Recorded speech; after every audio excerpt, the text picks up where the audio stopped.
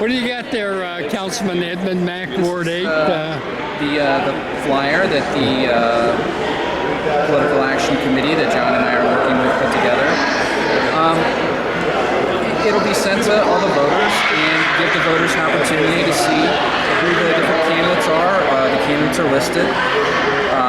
We do, however, need to make a correction. Mr. Fred Scott, who's a fantastic candidate, his name somehow isn't on there in the printing process, and that's certainly my fault. But we're going to have that corrected. And, you know, it's been a very exciting night. I think that there was a lot of energy here tonight, and a lot of candidates, almost all the candidates, every one of the candidates care about the city and are doing this because they're trying to help.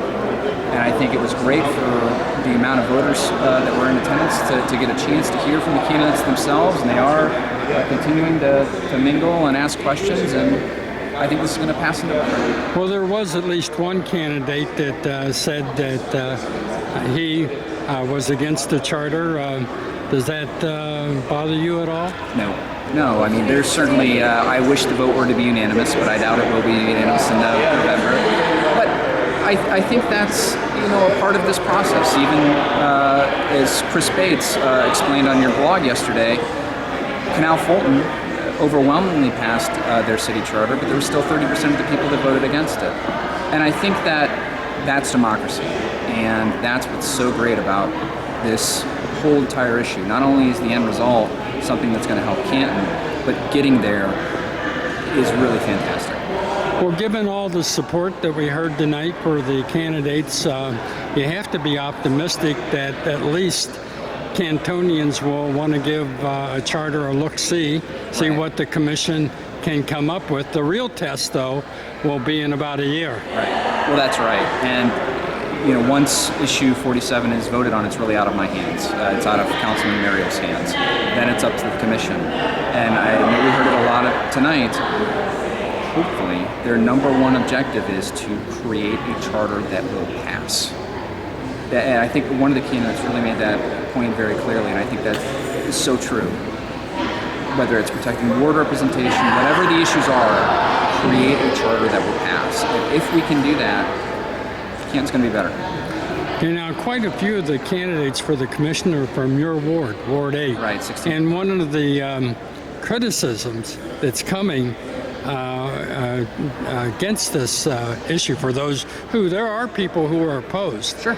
And, you know, one of them's fellow Councilman Thomas West, Ward, and also Ward 9 Councilman Frank Morris, Right. I think. That's and right. Chris Smith in that mix, too. Oh, yeah. And Kevin Fisher, Ward 5. Does that pretty much cover the opposition on council, or are there others?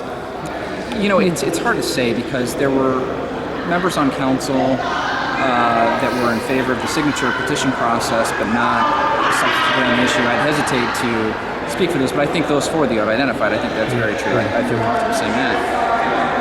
But I think that with respect to the representation in the city, and Susan Cave from the Municipal League made this point, you want a pool of candidates to represent the entire community, but that almost never happens.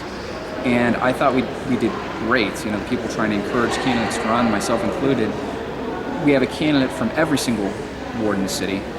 Northern Canton and Ward 8, Ward 7 and 9, they're, you know, have a greater percentage because those are traditionally more politically active. Right. But there were some candidates from 2 and 4 and 1. 3. And of course, we didn't have everybody here tonight. Right. A good, 37 of the 53 candidates.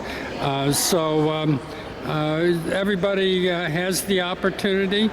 And Edmond Mack has to be hopeful that there is a good mix because even though you're Ward 8 councilman, you wouldn't want to see dominance of Ward 8 candidates be on the commission, right? You're right. You're absolutely right. And I hope that, you know, Rob Fisher, who's a great candidate from Ward 5, candidates from Ward 3, 4, and 2, you know, I'm going to be supporting personally, you know, with my votes, a lot of these different people because I think it is important to have the entire community represented. Ward 8 votes heavily, there's no question about that, but Ward 8's not the entire city.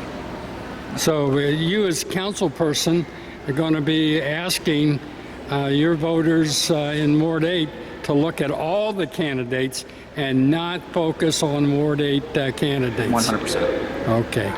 Well, thank you, Edmond Mack. Thank you. The man who has really gotten all this started and is pushing it, but is going to step back when the voters speak and hopefully approve going forward with this, and see if you can't enable Canton more with some flexibility, a tool, I think is how you put it. That is right. To move forward. So thank you, Councilman Edmond Mack. Thank you, and it wasn't just me, 25 other people that worked so hard, and thanks, Martin, I appreciate it.